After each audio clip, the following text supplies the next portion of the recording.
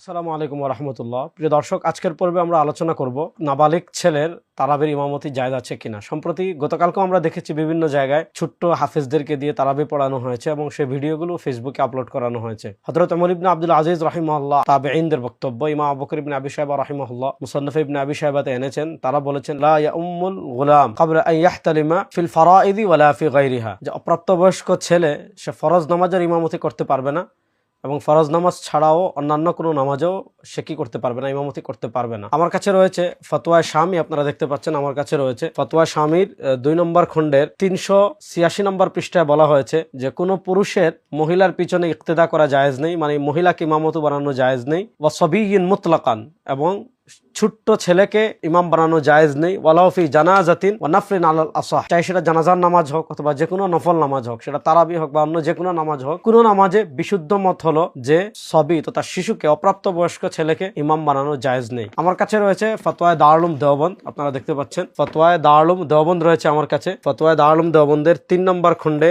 269 নম্বর পৃষ্ঠায়, नाबालिग के पीछे तरावी दुरुस्त नहीं। सही और मुफ्ताबी मज़हब हनाफिया का ये है कि नाबालिग के पीछे तरावी दुरुस्त नहीं। বিশুদ্ধ এবং হানাফি মাযহাবের গ্রহণযোগ্য ফতোয়া হলো কোন অপ্রাপ্ত বয়স্ক ছেলের পিছনে তারাবির নামাজ পড়া জায়েজ নেই। সেখানে আর আদ-দুরুল মুখতারের ইবারত আনা হয়েছে, আরো অনেক ফতোয়ার কিতাব যেমন আমার কাছে ফাতুল কাদির রয়েছে, সেখানে যদিও বালাখের কিছু আলেমদের মতামত উল্লেখ করা হয়েছে, কিন্তু তারপর সেটাকে কি করা হয়েছে, খণ্ডন করে বিশুদ্ধ মত বলা হয়েছে যে অপ্রাপ্ত বয়স্ক ছেলের পিছনে তারাবির নামাজ পড়া জায়েজ নেই।